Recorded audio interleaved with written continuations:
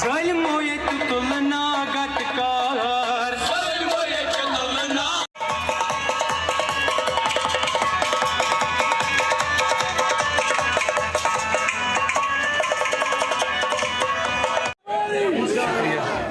बिस्मिल्लाहिर्रहमानिर्रहीम। स्टेजस पे जनाब उमर अब्दुल्ला साहब परदेसी साहब स्टेजस पे तशरीफ थयित, एहसान साहब सलमान साहब शमी ओबरॉय जी बाकी पीर आफाक साहब सबिया जी बाकी ये जिम्मेदार यम नेशनल कॉन्फ्रेंस जोमा हजरात बिलखसूस तुई हल्का इंतखाब सोनवारिक बटवार इलाक़ श्रीनगरिक बुजुर्ग नौजवान माजबेन अस्सलाम वालेकुम व रहमतुल्लाह। परदेसी सबस एहसान सबस कर बह मुबारकबाद पेश यम इस्तकबाल खतर यम पुरजो जल्द से खतर। तो आज हेक बह वनित यम हल्का इंतखाब कि नस्बत मुतमईन बासान तो इंशाअल्लाह रहमान बासान ये पता।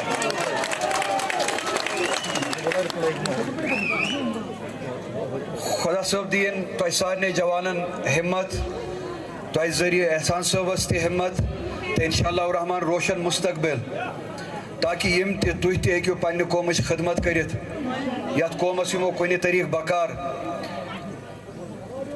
हिम्मत दीनस बे दीनस तो सारे जवानन सान पन फैसले करनुक इख्तियार।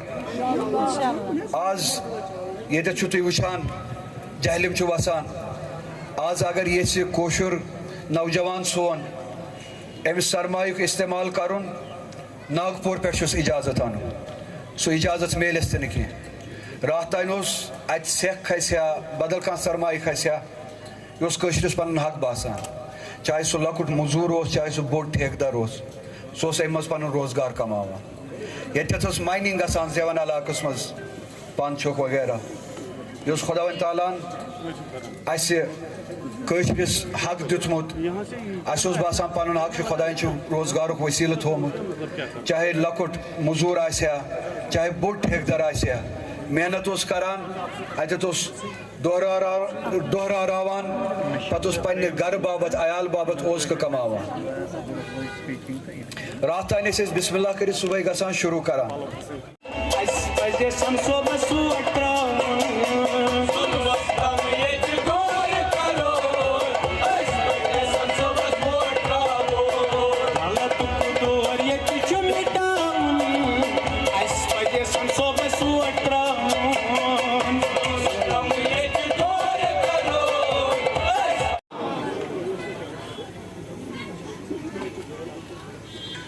आज शायद रूहुल्लाह साहब की तकरीर से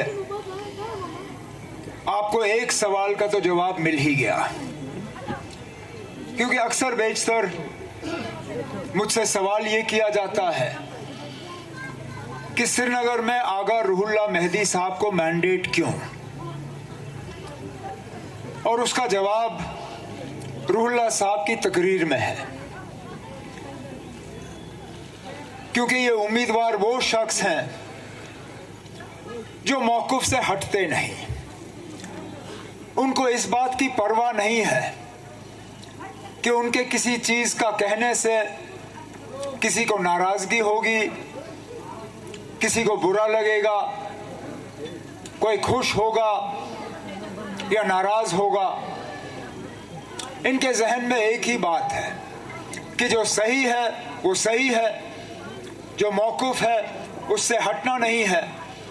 और इंशाअल्लाह जब वो आपके वोटों को लेके यहाँ से जून के पहले हफ्ते में कामयाब होकर आपकी नुमाइंदगी करने के लिए दिल्ली पार्लियामेंट चला जाएगा, तो इसी तरह दमदार और ज़ोरदार तकरीरों में वो आपकी नुमाइंदगी जो है यहाँ से करता रहेगा। और यही आपको चाहिए, यही आपको चाहिए, क्योंकि हमने बहुत नुमाइंदे ऐसे भी देखे जो यहाँ से गए और खामोश हुए। हमने वो लोग भी देखे जिन्होंने बीजेपी के खिलाफ वोट मांग के उन्हीं के साथ फिर हाथ मिलाया। हमने वो लोग भी देखे जिन्होंने यहाँ के काम रोके, जिन्होंने यहाँ की माइनिंग रोकी, जिन्होंने यहाँ जहलम का जो रेत निकलता है उसके ठेके रोके। हमने वो लोग देखे जिन्होंने चोरी छुपे जो है बीजेपी को यहाँ अंदर लाने की साजिश रचाई, और अब खुलेआम कहते हैं कि हाँ जी हम बीजेपी के साथ हैं। उस बीजेपी के साथ जिस बीजेपी के लिए आज भी मुसलमानों के लिए कोई जगह नहीं, वो बीजेपी भी आज भी इस कौम के साथ जो है नफरत फैलाने पे लगी हुई है। और अफसोस की बात यह है कि उनको इस बात का एहसास जरा सा भी नहीं है कि इलेक्शन तो 3 जून को खत्म होगा। 3 जून को इलेक्शन खत्म होने के बाद जो 4.5 साल और 5 साल इस मुल्क को चलना होगा, कैसे चलोगे इस तरह नफरत फैला के? कहीं मंगलसूत्र की बात, कहीं जमीन की बात, लेकिन मकसद ये कि किसी ना किसी तरह तनाव पैदा हो, दुश्मनी पैदा हो, नफरत फैल जाए। कहने के लिए तो ये लोग कहते हैं कि तरक्की हुई जम्मू कश्मीर में, कहने के लिए तो ये लोग कहते हैं कि 370 हटने पे यहाँ लोगों ने बहुत तरक्की देखी।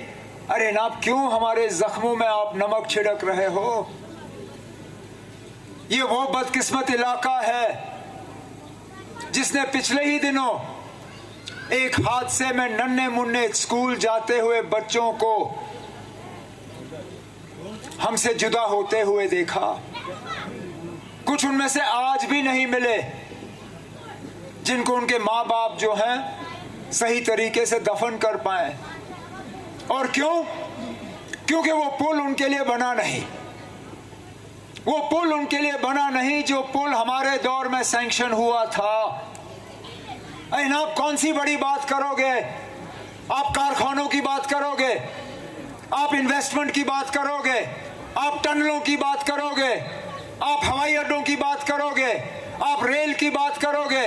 अरे जनाब, सिर्फ इस पुल की ही बात करें, समझाएं यहाँ के लोगों को आखिरकार क्या वजह थी कि उन मासूम बच्चों को किश्ती के जरिए ये दरिया पार करना पड़ा, जबकि उनके लिए एक पुल का प्रोजेक्ट तैयार हुआ था।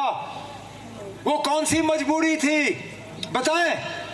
क्योंकि हमें तो गए हुए अब 10 साल हो गए, हमें हुकूमत छोड़े हुए 10 साल हो गए।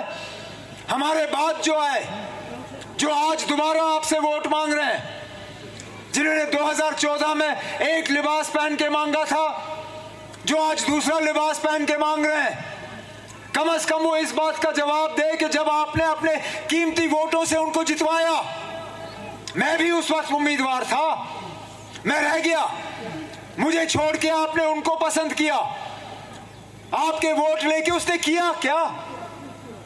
क्या फायदा किया आपके लिए उसने? यहाँ की माइनिंग अगर बंद हुई तो उनके दौर में बंद हुई, अगर वो पुल का प्रोजेक्ट रुका तो उनके दौर में रुका, अगर यहाँ प्रॉपर्टी टैक्स लगना शुरू हुआ बदामी बाग कंटोनमेंट एरिया में, जहां इस शहर में और कहीं नहीं लगता, कहीं नहीं, मां सिवाय इस इलाके में, इनके दौर में यह सिलसिला शुरू हुआ।